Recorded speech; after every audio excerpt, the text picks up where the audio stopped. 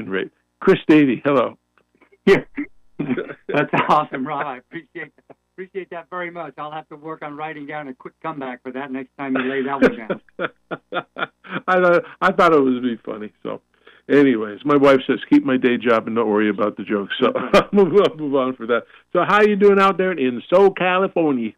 Yeah, we're looking forward to it cooling off a bit. The last couple of days have been kind of warm here. You've heard about that quote unquote heat dome that's over the Southwest here. You're affected by it yourself. I know that you're well up into the triple digits these last couple of days, and we're up into the mid 90s. So yeah. When I talked to you the other day, you tell me it was like 50 something in the morning, and here it's like 80 in the morning. So it's 100. It's 108 right now. But it's a dry heat, and we're starting to get a little breeze because it's 4 o'clock, and we get that mountain the mountain air, and it's great. So anyway, I'm glad you're doing good. I just calculate the temp swing today from low to high was 35 degrees. So we went from so pretty good swing there. Absolutely. Well, let's check in on Miss Chris Austin. Chris, how you doing? Hey, I'm frying up here in Chico.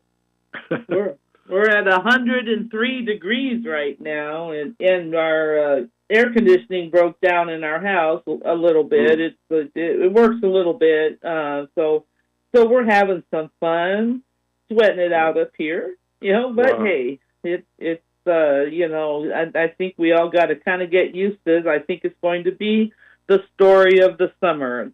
Very hot temperatures, so I hope everyone's staying cool out there. Yeah. I hope all the vegetables survive out there, because otherwise you'll have a veggie fry going on up there. It's so hot. Well, the farmers kind of usually can know how to get through these things. Our vegetables have a little shade cover on them, so they're not doing too bad.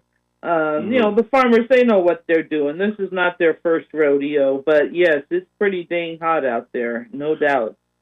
So tell us what's going on. I know that we read your Maven's Notebook every morning, and there's tons of issues and things. But what do you see as some of the big ones? I know there's stuff with the Nutria. I know there's stuff with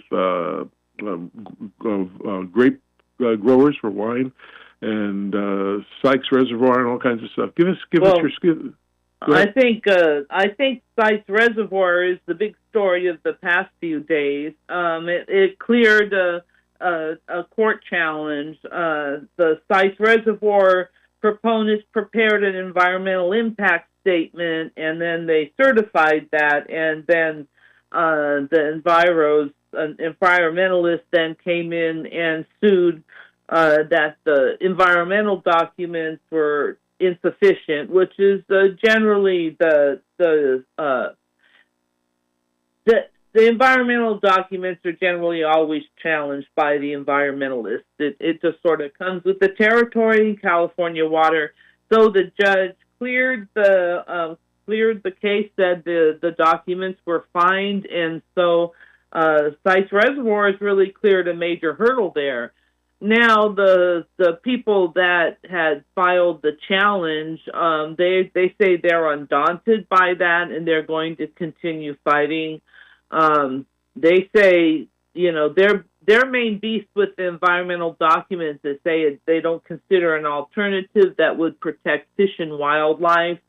They say it has an inaccurate baseline, so they still have some issues, and so I imagine it will be appealed. But largely, it looks like Sykes is going forward. The next big hurdle for Sykes will be the process at the State Water Board to get the water rights for the water they want to put in the reservoir. And, of course, there are protests with that. And, as there is with everything in California water. So we'll see how it goes. But it is a major accomplishment for that project to have, cleared this first court challenge. So we'll see what happens upon appeal. Well, the things that that those people were asking for, about the legal deficiencies and such, and where it doesn't account for major environmental harms and liabilities, weren't those things discussed ahead of time? So when the report comes out, that it covers all of that, or you think somebody just left it all out? I mean, it Oh would seem, no, the generally the environmental documents are quite thorough, and when an agency prepares an environmental document, they hold public meetings and a public hearing where you can come in and you make your comments on these documents, which the environmentalists do, and then the agency then might make some changes to the documents based on those comments, depending on the decisions that they make, and then they finalize the document, and then those groups do. It's just I think I'm going to go out on a limb and say that there probably is no such thing as the perfect environmental document that will not be challenged in some way in the court if someone wants to try to impede the project. Unfortunately, that is the way that it works here in California. We prepare these environmental documents, and I do think it's important that we do so, and I do think it's important that the agency listen to the public and try to take their concerns into consideration. But at the end of the day, the agency's got to make a decision, and that decision is never going to satisfy everyone, but right. that's part of what you have to do when you're in office. Now some of these projects should be built, and probably some of these projects shouldn't be built. I think that the environmental review process, for the most part, is a good thing to do. There's been a lot of talk for years about changing the laws for these environmental impact reports, because I believe that the act that requires this was passed, I think, in the 70s or the 80s. This is quite some time ago. And so there's been some a lot of desire to look at that and kind of update them. But as always, that's another controversial thing. And I think although the commission, there's a little Hoover Commission, has kind of done some hearings on it and come up with some reforms, I'm not sure that we're going to get agreement, at least at this point in time, on making any changes to that. But I could be wrong. No. Well, like you said, it never pleases everybody 100%. So no matter what they do. So what else is pretty interesting? Like I said, the groundwater, the rubber is hitting the road on the Sustainable Groundwater Management Act implementation, or SIGMA as we call it.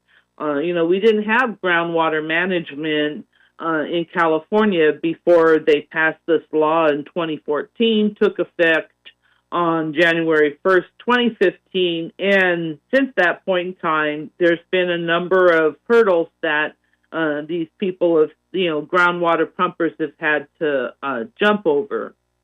They had to form an agency to manage groundwater in their basin, which they all did, those basins that were deemed important enough to be subject to this law.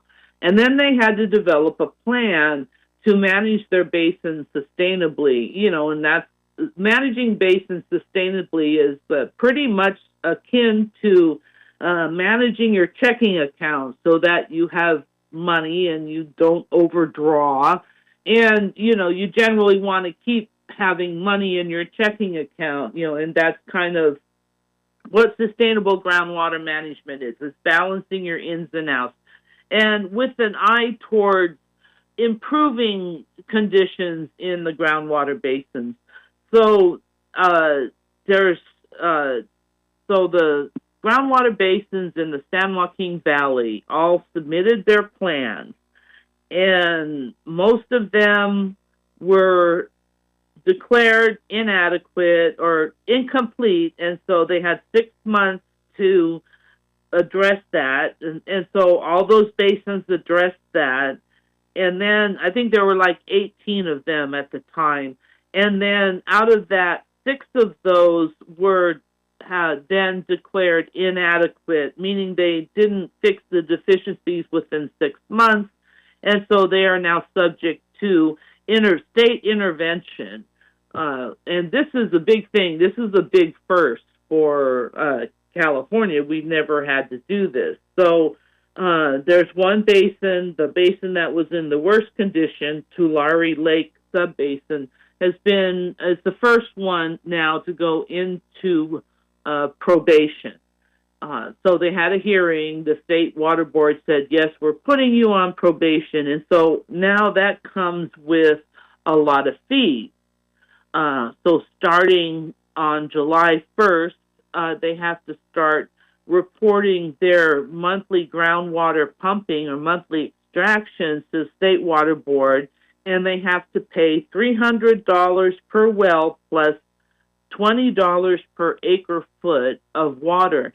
When you consider that fields can use, farmers can use 850 acre feet of water, 1,000 acre feet, and then you start adding these fees up, it's quite substantial. And these are all fees that they have to pay in addition to what they pay to their GSA for managing the basin.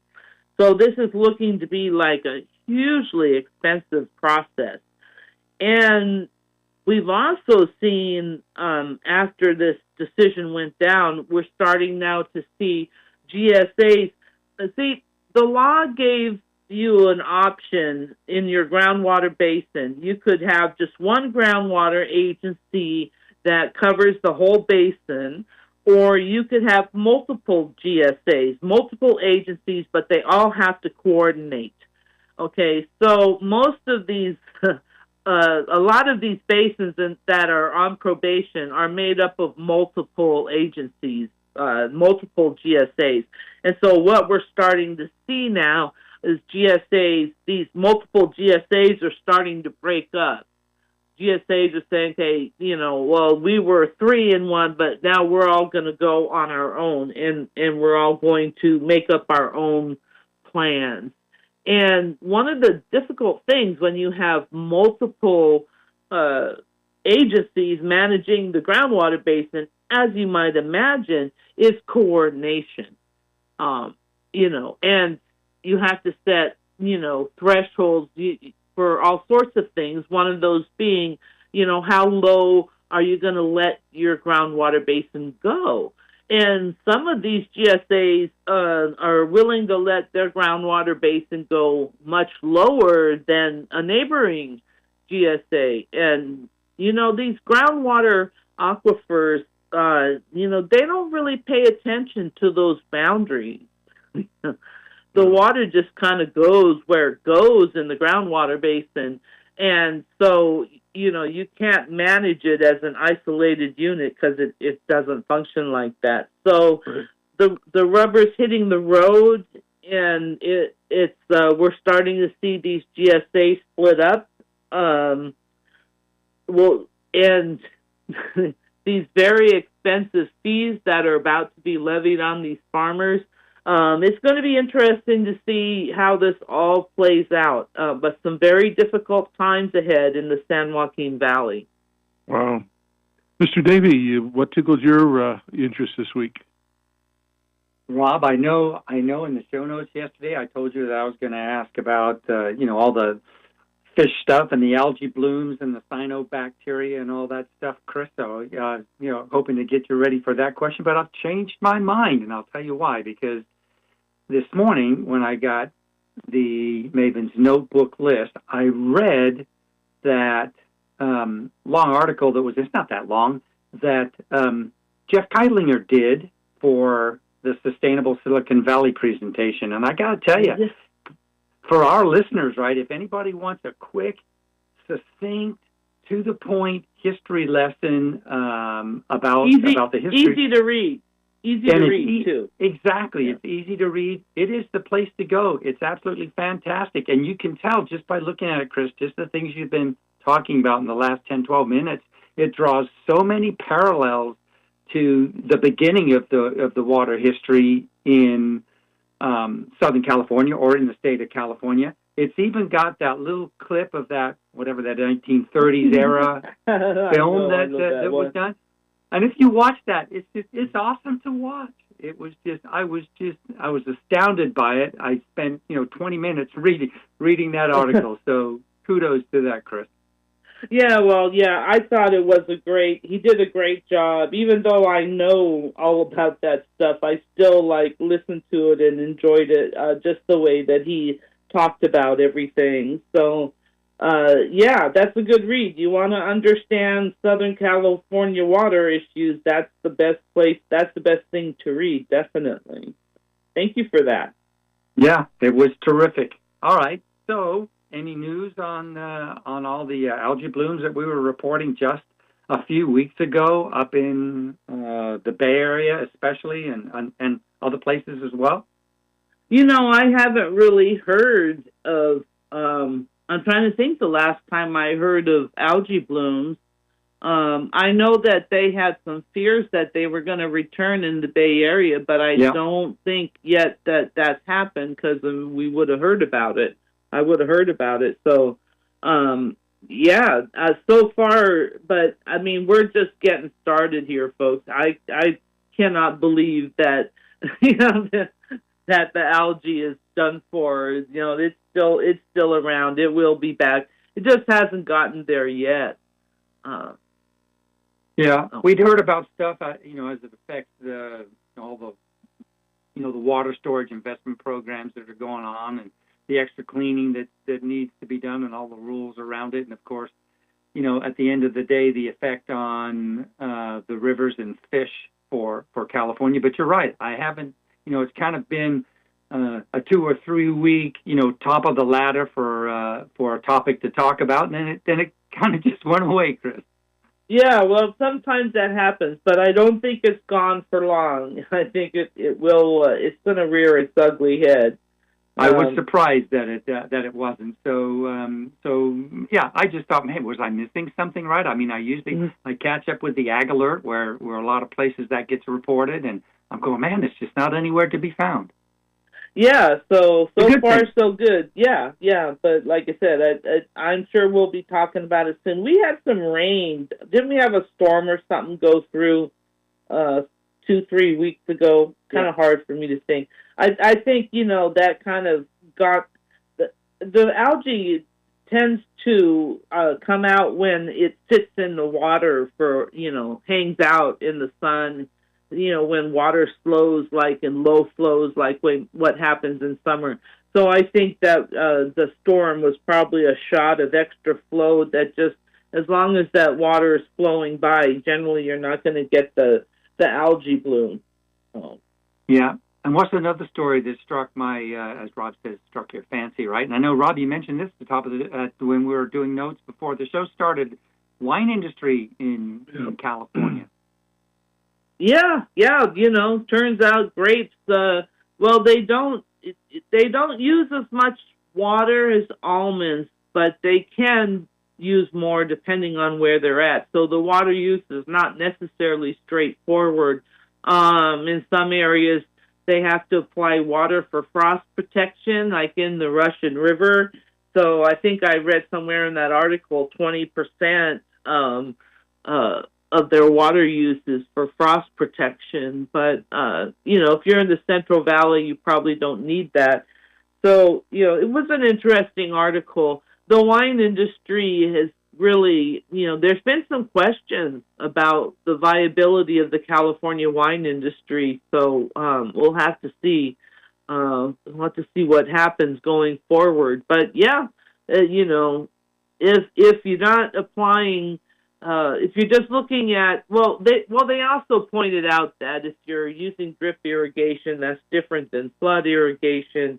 So it's kind of hard to put things side by side, different crops totally side by side. But I think, wine grapes are not a bad user of water overall, I think. But then I like wine. So I think most of the vineyards, at least in Northern California and even Southern California, down towards Temecula and that's, I'd say 99% of them are in drip or drip tape.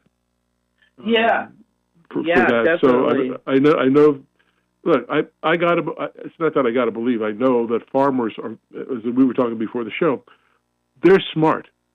They use highly intelligent equipment to manage their properties and to run their irrigation.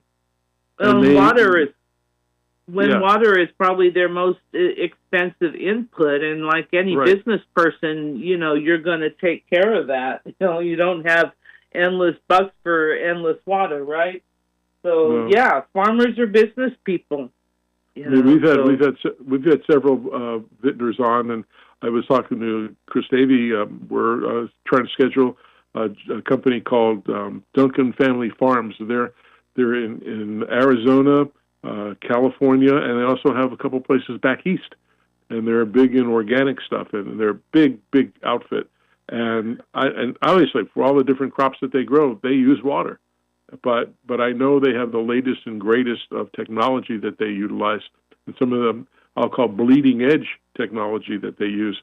Farming is a big business, and I hate to see places like California. I mean, we all need food.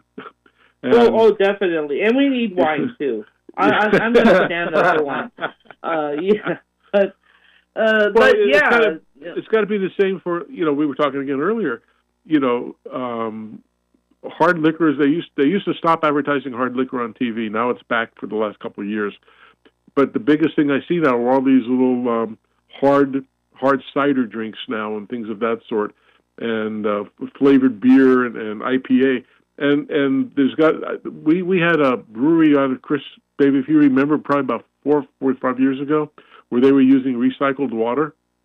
Yeah. And it was in California, Northern California. I can't remember the name of it, but they switched to doing that instead of using, it's potable water now, but it's been refreshed or reproduced. That's produced water now is getting to be a big topic. Big deal. All around the world. So. Well, and I'll just say I've never been a fan of beer because I always thought it did taste like piss. So there you go.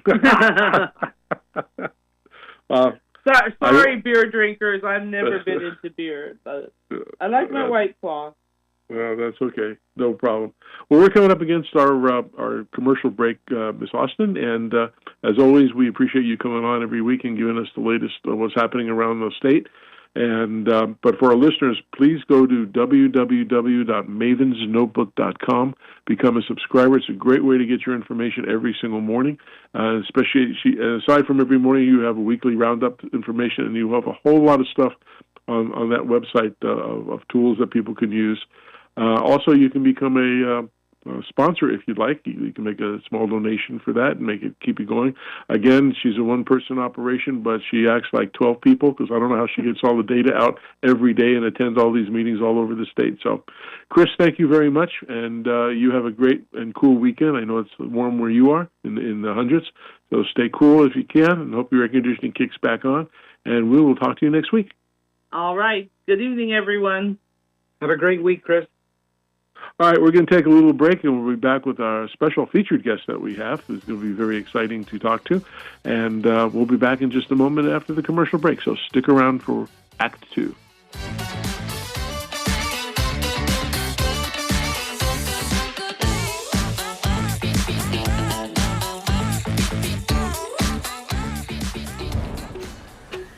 Drainage is a valuable addition to most any landscaping project, and the most common stormwater problems are easy to identify when you know what to look for. Before we begin, a few quick notes. In each of the cases you're about to see, the installation of a drainage solution will likely take only a few hours, but can vary depending on the products used, the length of the pipe runs, depth, soil type, and other factors. Also, call before you dig. Do not break ground until all buried utilities have been clearly marked. First up, downspout runoff. This is the cause of many of the most notorious drainage problems, and the symptoms are plain to see, ranging from washed out landscape beds to serious foundation problems like wet crawl spaces and even flooded basements. Compared to the price of repairing these issues if left untreated long term, the drainage products to solve them now are very cost effective. For areas where no trees overhang the roof or there are leaf guards, downspout adapters are ideal for connecting gutters to drainage pipe. Where trees overhang, use catch basins or low-profile adapters with grates and basin filters to help block debris and collect discharge. These should all move water away from the foundation to a safe area downstream. Pro tip, the average home has at least 2 downspouts, 4 if the garage is attached. Next, let's look at problems from water collecting in low areas. This can cause soil saturation, and in more severe cases, ponding. In times of prolonged rainfall, these areas become muddy and unusable, and a breeding ground for mosquitoes. Product solutions for water and lawn problems include grates to block large debris from entering the drainage piping, and catch basins with sumps allowing smaller debris to settle for removal during maintenance. Both solutions should be connected to a drainage pipe to move water away from the problem area to a safe discharge location. For situations when water can't be discharged to another location, the NDS Flowwell Engineered Dry Well allows for detention and infiltration of collected runoff. Rather than a barrier, view problems like this as an upsell opportunity. Here's another hint. Call your customers shortly after rainfall when these problems will already be top of mind and a priority to fix. Another common drainage problem is flooded or oversaturated landscape beds in natural areas. Just like lawns, beds that remain flooded for extended periods of time can encourage mosquito breeding. Ornamental plants often become stressed, are more susceptible to disease, and can even perish. Additionally, flooded landscape beds adjacent to a structure can contribute to foundation problems. Using domed atrium grates as a pipe inlet, or with a catch basin or low-profile adapter, will help solve this problem. Atrium grates are most suited for landscape beds in natural areas as they drain runoff flows containing mulch and other debris better than flat grates. NDS filters in a catch basin provide additional protection for the drainage system by preventing smaller debris from entering the downstream piping. The grates, basins, or low-profile adapters connect to a drainage pipe to move water away to a safe area. Pop-up emitters are a good choice at the point of discharge. Keep an eye out for symptoms of these common drainage problems on your next site visit. Once you've identified the problem and the possible solution, it's time to connect with Site One and NDS. With their resources and support, you can add drainage to your services and get the job done right.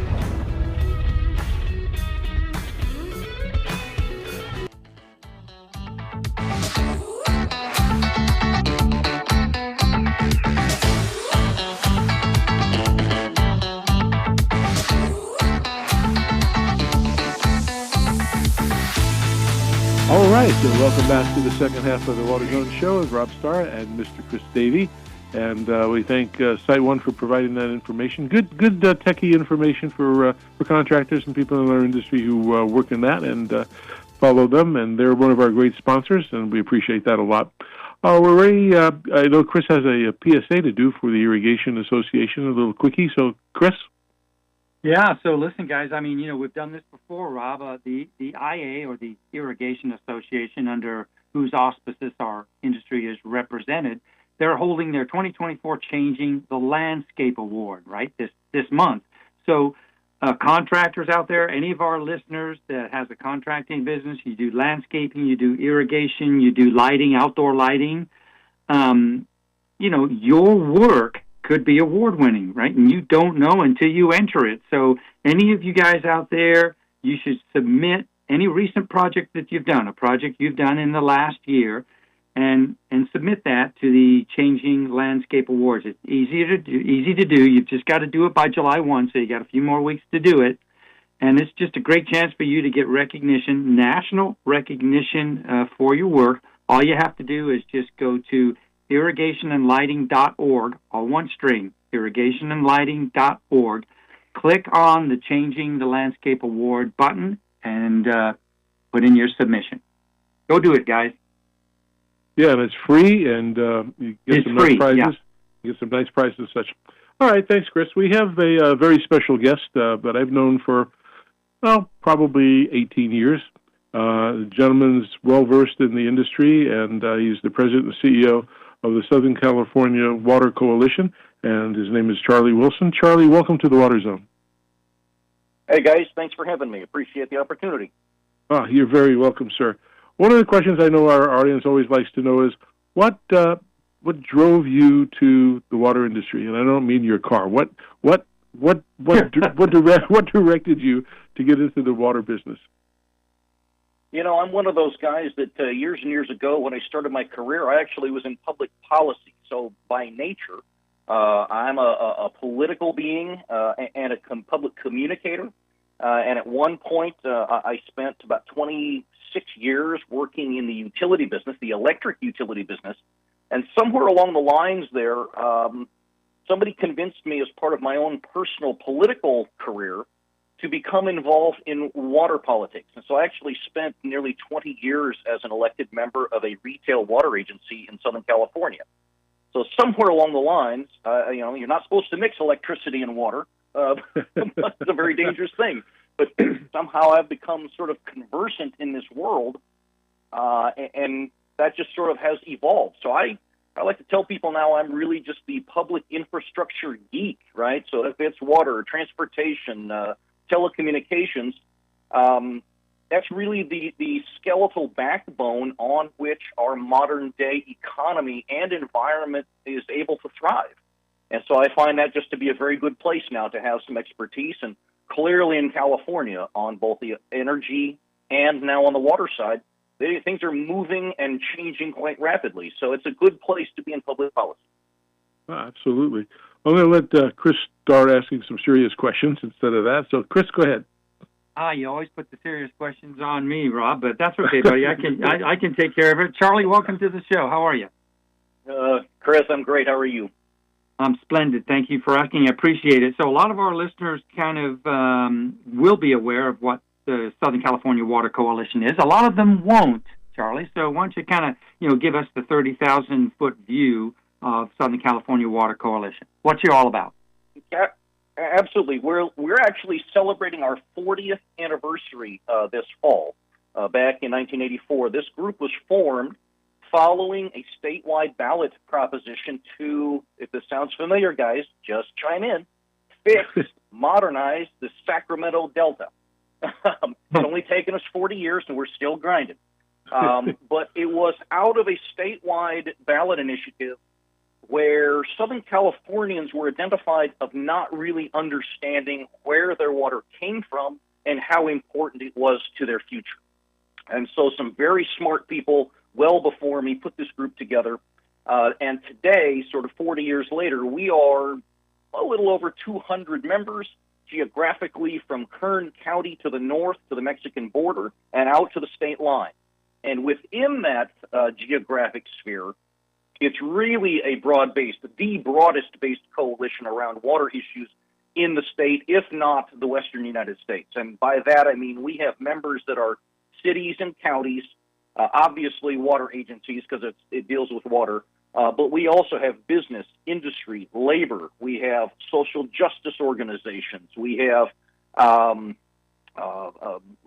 I said, we have some nonprofit NGOs, really kind of all of the various stakeholders you would expect to be able to articulate a position and study various issues within the water sector. So that's kind of who we're comprised with.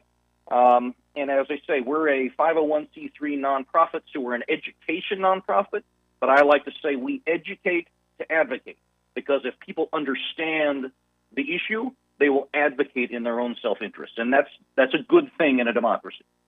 Oh, absolutely.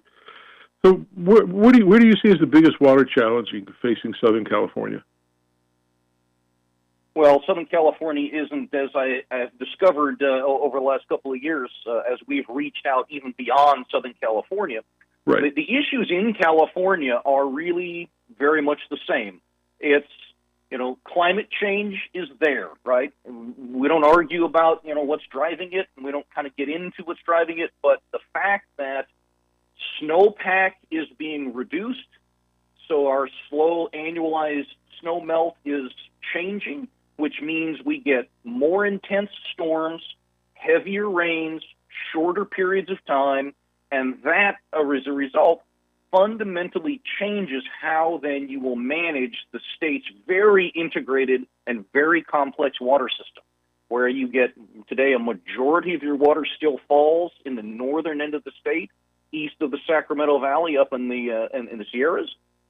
But as that snowpack continues to decline, we're seeing, most of our annualized water will come to us within about an 18 or 19 day period. And that means you got to fundamentally change how you collect, how you move, and how you store water for then what are extended, very hot dry spells or droughts. And there is no better example than the last 8 or 9 years where we had 6 years of devastating historic drought, and now we've had 2 years of unprecedented rainfall and precipitation. And the system designed 150 years ago simply is not equipped today to manage that kind of flow. So there's a lot of challenge within the entirety of the water system. Well, a question I usually ask, sorry, Chris, the question I usually ask at the end, towards the end of the show, but I won't ask you this now. So I know you as you said, you were in public ways of business and things of that sort, and talking about education and prophesizing, about water. If the governor came to you today and said, you know what, Charlie, you're an awesome guy, you communicate well, I want to dub you the czar of water for California. What would you say are the 3 top issues that need to be addressed? Because like you said, we knew about stormwater recapture and all these things years ago, but it drags and drags and drags, and maybe we're approaching and getting better at that. But where do you see the 3 weakest things that we need to really work with? Well, as you pose that question, Robert, I actually am really proud to say the governor has come to me. Says we've obviously done we've either done something really right or we're just way off base on something. But he and his administration have come to us and asked for help. And that's a fundamentally different place to be than when Absolutely. You're usually scratching at the door of the legislature. Hey, mother, may I? Yeah. And the issues that are sort of top of mind, right? They've gone through and we helped them do a whole laundry list of prioritization and issues. But singularly focused right now, the biggest thing we can do in California is to fix the Sacramento Bay Delta, the same issue that formed my organization 40 years ago.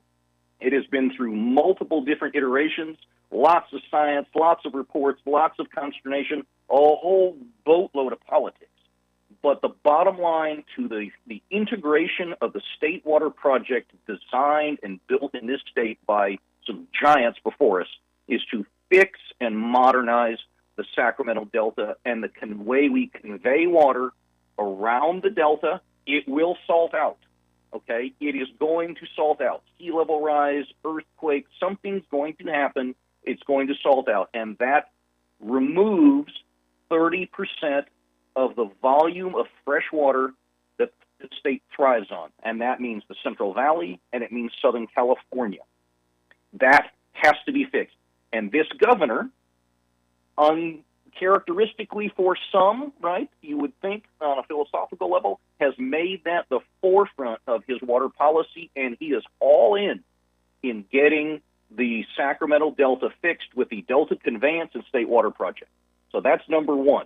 The second is to build storage, and there are lots of stories about high-profile areas like Sites Reservoir. That is a project that is some 25 years in the making, and they're right on the verge of being able to get the permits and being able to physically now construct a reservoir off stream, off the rivers, so you don't impact fish, but being able to take these very heavy storm flows we've had the last couple of years, store that water, put it in a place so that when it gets dry, we will have that available for the environment, and we'll have that available to be able to push around the state for business, industry, farms, and for Southern California. Those 2 big basic elements are at the forefront, and if I were czar, those are the things you're really going to focus on. The next piece to the puzzle, clearly then we can always do a better job around things like conservation and using water just more efficiently. I don't even use the word conservation. I like to say be more efficient in our use. We can all do that, just like in the energy sector. So that's just a good matter of practice. And then you kind of get into all the subcategories, as you said, of stormwater, integrated water management, those kind of technological innovations. All of those things have to be done. But if you don't fix the State Water Project, none of the other stuff works. That is your base load. That is what makes everything else possible. And I'm very happy to say we're working very closely with Governor Newsom and this administration to try to rectify that. Well, that's good to hear. Chris, why don't you jump in? Sure. We're all remote here, Charlie. So we used to be in the studio sitting next to each other, but since COVID happened, we decided we didn't want to do that. So we're all remote, trying to catch up. So we don't mean to step on each other as we're talking. So go ahead, Chris. Yeah, no problem, Rob. Although I will say, in retrospect, I miss those days in the studio with you, buddy. So Yep. Well, now we got studios in our homes. That's right. So, Charlie, first of all, great roundup there on that. Asking Rob's surprise quick round question there that maybe you weren't expecting, but good. Just we look at all the stuff that you mentioned, the climate change, the droughts, because here in the Southwest we are besieged by drought. Right? Don't be fooled by our full reservoirs and the fact that we're flush with water now. There's water scarcity is an issue and will be again. And then we, as a society, and all the political stuff and everything you read, we put these nouns on it, and we start saying sustainability and reliance and resilience and yes, even conservation, as you said. You don't even use that word. But here in Southern California, what should we be doing to secure our future water supplies, right? And I know the Delta Project is a big part of it, and you can talk about that as well. Sure. Well, I think the big issue that really is kind of at the forefront right now is, we have lots of projects that are ready to go. You've got the Delta fix that's there. That needs to happen, and that's in litigation. We're working on getting through that just because it takes a long time, right? Even if you had authority, it's still probably 15 to 20 years to modernize and really build that system.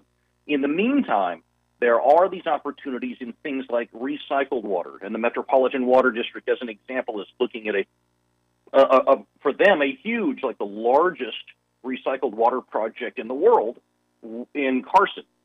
That's about an $8 billion project, and it would deliver a renewable, regular supply of water within the Los Angeles region, and it would deliver about 10% of the overall volume that state water project provides.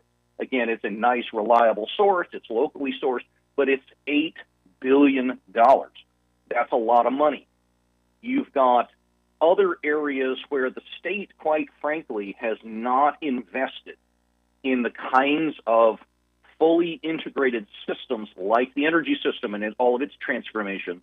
There's lots of need. So whether you're talking recycling, desalination, stormwater, integrated water management, even in the conservation world, all of that is a very expensive proposition, and we believe it is important as the state looks at where its priorities are, how can it then best invest to help local agencies accelerate that construction, accelerate those projects and programs. That's where we've also been really highly focused this year on the potential, and we're in the sausage making in Sacramento, but it's the potential of a climate resiliency bond. First time we've put a bond on the ballot in 10 years that would have water systems attached to it. And we're actually very active with a much broader coalition of the Bay Area, Central Valley, again, labor, social justice, a variety of state chamber of commerce, state water agencies, on articulating to the legislature why this investment is so important in the middle of record deficits and lots of social need, lots of needs in California. Right? Good news, California is really, really big and really diverse. Bad news, California is really big and really diverse. And so we are working extra overtime to try to articulate, educate back to those legislators the importance and what that means to the economy, what it means to jobs, what it means to the environment, what it means to the ability to resiliency create that infrastructure that our way of life is really predicated on, and to do it smartly and make the investment. Because at the end of that day, you have to have water that's affordable for people to use. And in a state where many things are becoming grossly unaffordable, we think it's important for the state to send a signal.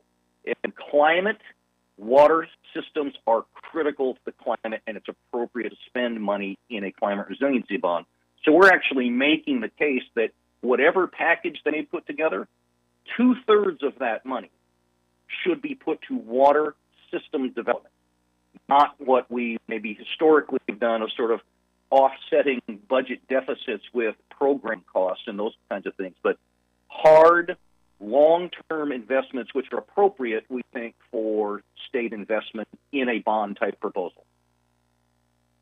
What do you think about, like Israel, for example, who values water differently, and the cost of water is different, much higher than here. Yet they made a garden out of an oasis in the desert by doing new technologies and things. Do you think the value of water should be increased from what it is now? I certainly think it can be and should, right? I think part of my public opinion polling that we've done over the years was very funny at one point when we were talking about the Delta. It was, hey, where does your water come from? And most Southern Californians at that point to their faucet.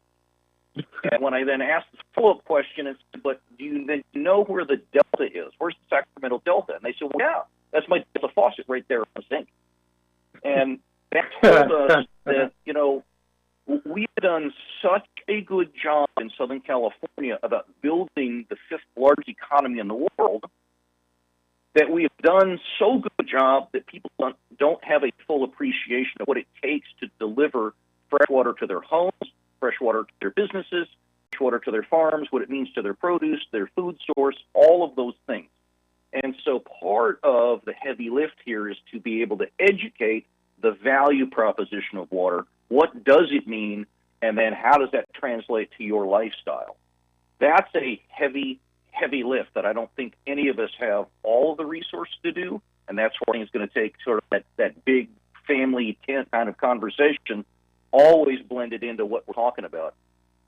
Because you're right, in places like Israel, South Africa, Australia, places in the world that have had where it's about to happen in Mexico City, significant water shortages.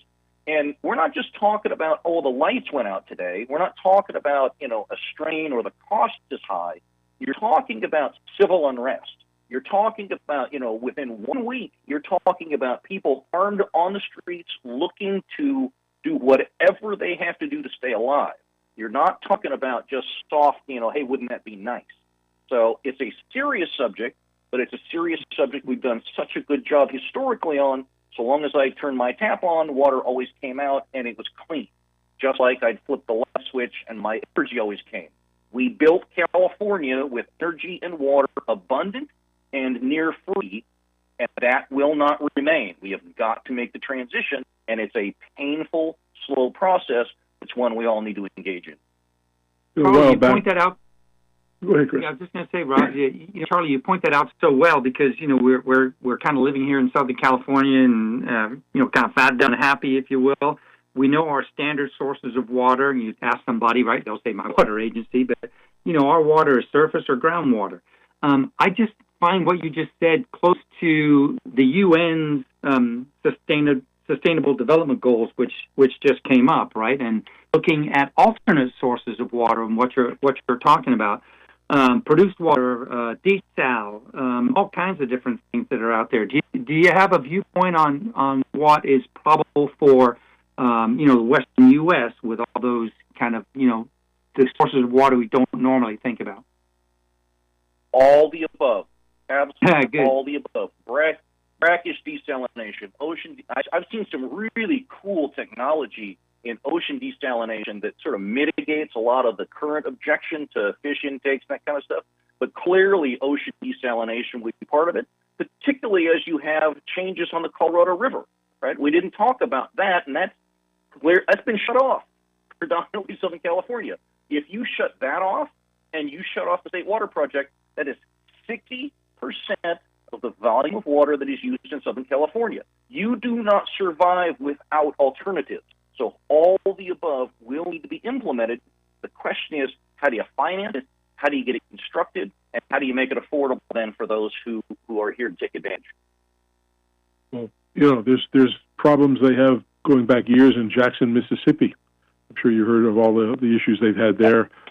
And it was the one show that we've done over 10 years that I literally had tears listening to a homeowner saying she can't even wash her clothes, she can't take a bath or a shower, she can't wash the dishes, she can't do anything. And if the water comes on once a week, it is dirty and brown and undrinkable.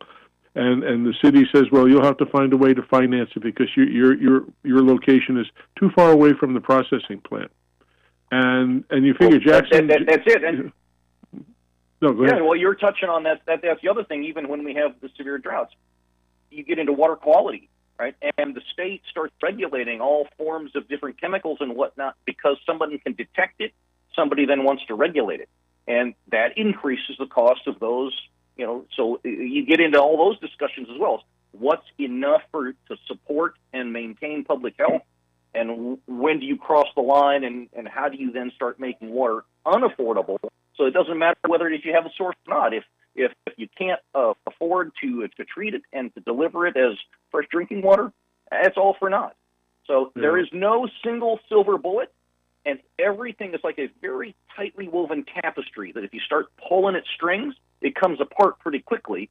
And again, that's kind of what we're trying to focus on is how do you keep the tapestry tight, but you got to fundamentally sort of make new investments. Again, we've lived off a 150-year investment before us. It's about our time to sort of transforming this system for the next 150 years. We agree. How do you see education in this industry? Critical. I mean, it's just like seat belts, recycling, and other things, right? You sort of got to go to the younger set. They got to understand the value of water. They got to understand how they interact with water. They got to understand that it's not just to be taken for granted. Those of us that are old and gray and bald, I resemble all of that, right? We're sort of set in our ways, and we can proselytize and we can talk about it, but changing our behavior is really hard. Kids, they're more malleable.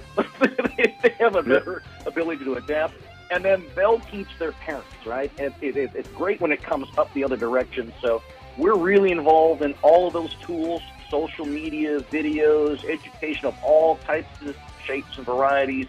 Clearly, forum like this, you can't do enough of them, but we're going to make an effort, and we're going to try to get to as many places as we can because I don't think you can do it enough. No, you're right. This industry is going through a great wave right now, so that's changing desperately. Well, Charlie, we're running out of time. We have to go up to the NBC News Hour, and we have to relinquish our time. But we'd certainly like to have you back and continue this discussion. We thank you very much for joining us, and we appreciate you, and we'll call you to come back again. We definitely want to continue this discussion with you. Appreciate it, guys. Thanks very much. Thanks for coming on, Charlie. What Chris and I want to tell everybody, have a great week, and the most important thing we always tell you is please help keep our planet blue. And if you like green, you got to have blue. So we'll talk to you next week.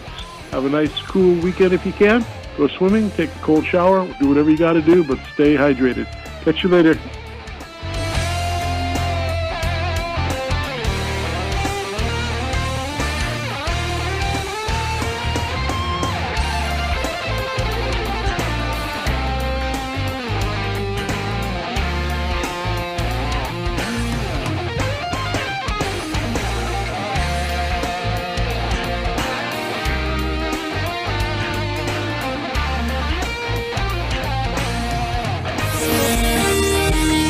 NBC News on KCAA Loma Linda, celebrating our 25th anniversary. Sponsored by Teamsters Local 1932, protecting the future of working families. Teamsters1932.org. Mic check. NBC News Radio, I'm Brian Shook. Hunter Biden's federal firearms trial has wrapped up for the day in Delaware. The fourth day of the trial saw the widow of Hunter's late brother take the stand. Hunter is accused of illegally buying and possessing a gun while being addicted to drugs in 2018. An Israeli airstrike on a United Nations school complex in central Gaza has killed dozens of people. State Department spokesman Matthew Miller told reporters today that Israeli forces targeted as many as 30 members of Hamas who were in a specific area of the building. Former Attorney General Bill Barr predicts the New York hush money case against Donald Trump will be overturned on appeal. Barr called the conviction an abomination and said he thought the case would never be brought. Well, I think this is, exhibit number one of the dual system of justice. He added the case will be overturned because there was no crime committed. The former president was found guilty on 34 federal counts of falsifying business records. Russian naval ships, including a nuclear-powered submarine, are visiting Cuba next week. Cuba's government said it's part of historically friendly relations. The Cuban Revolutionary Armed Forces said the ships will visit the port of Havana next week. Wall Street is closing with stocks mixed. Liz Warner reports. This comes as investors look to the release of tomorrow's non-farm payrolls report for last month. It's also as the European Central Bank lowered rates for the first time since 2019, putting pressure on the Federal Reserve to do the same at some point this year. At the closing bell today, the Dow Jones Industrial Average gained 78 points, and the NASDAQ dropped 14 points. I'm Liz Warner. Boeing Starliner spacecraft overcame thruster issues and is now docked at the International Space Station. You're listening to the latest from NBC News Radio. KCAA.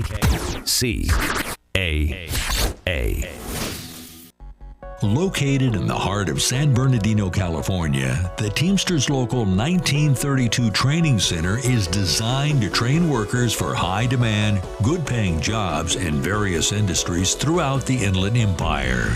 If you want a pathway to a high-paying job and the respect that comes with a union contract, visit 1932trainingcenter.org to enroll today. That's 1932trainingcenter.org. Palm Springs Dispensary reminds everyone during these challenging times they understand the importance of mental health, offering daily deals on everything from top quality flowers to edibles and discounts on CBD products. Palm Springs Dispensary's goal is to help you win the battle within. As one of the area's most beautiful wellness shops located on Garnet Avenue, visit thepalmspringsdispensary.com. That's thepalmspringsdispensary.com. Our food supply is facing total destruction. Big Ag and Big Farm are using new CRISPR technology to genetically modify every fruit, vegetable, and grain.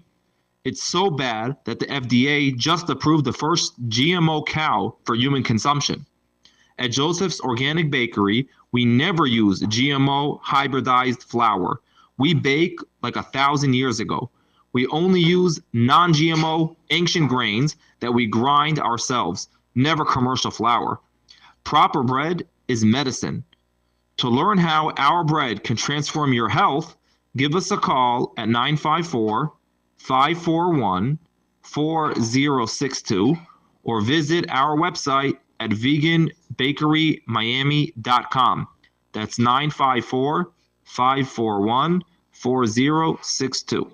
Hi, I'm Kaylee Spear, a licensed agent with Litchfield Insurance Associates here in Beaumont. A large portion of Americans don't have life insurance or don't have enough. Whether you need a temporary policy, something to help with income during retirement, or making sure your final expenses are taken care of, having life insurance is an act of love and security for your whole family.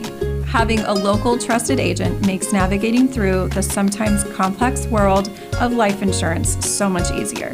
And I would love to be the one to help you. I'm Kaylee Spear. For your free consultation, people are calling 951-769-0005. 951-769-0005.